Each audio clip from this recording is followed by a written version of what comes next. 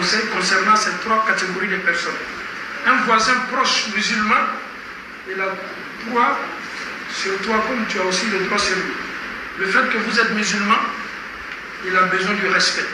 Lorsque vous voyez deux musulmans se sont vus, qu'ils soient japonais, chinois, américains, qu'ils soient africains, asiatiques, nous sommes tous musulmans.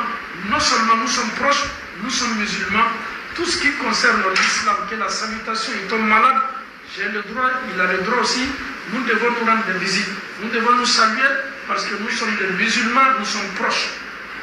Et ce dernier aussi, lorsqu'il t'invite, il t'envoie une invitation, tu dois répondre aussi à l'invitation. Pourquoi? Parce que c'est un musulman. Quand il a besoin d'un conseil, tu dois lui donner un conseil. S'il tombe malade, tu dois lui rendre visite. S'il y a un décès chez lui, on doit se rendre pour les condoléances. C'est ça le droit du voisinage en islam. Et le deuxième voisin, c'est un voisin qui n'est pas du tout proche, mais le fait que vous êtes musulman, vous êtes des voisins. C'est comme j'habite ici, l'autre il habite tel quartier. Si nous nous voyons, les musulmans, lorsqu'on se voit, on se croise, nous sommes des voisins, malgré nous ne sommes pas à côté. Le fait que nous sommes musulmans, la religion fait de nous une famille.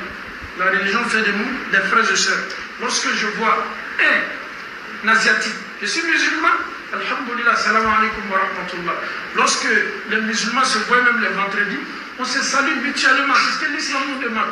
Ne dis pas, je ne viens pas de son pays, il ne vient pas du même pays que moi, il ne parle pas la même langue, on ne se connaît pas.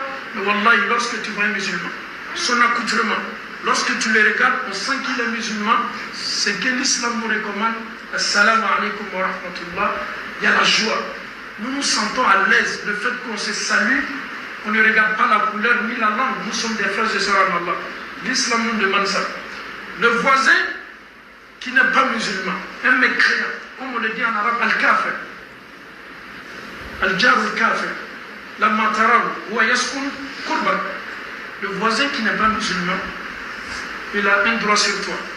Et tu as aussi un droit sur lui. Le droit, le fait que vous êtes voisins, déjà, le voisinage, là, l'islam nous demande de respecter.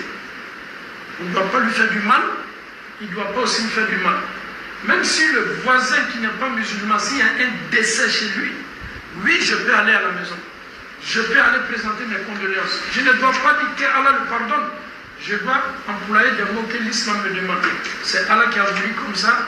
On donne ça à Allah subhanahu wa ta'ala. Les enfants qui sont là, que Dieu met la baraka sur les enfants.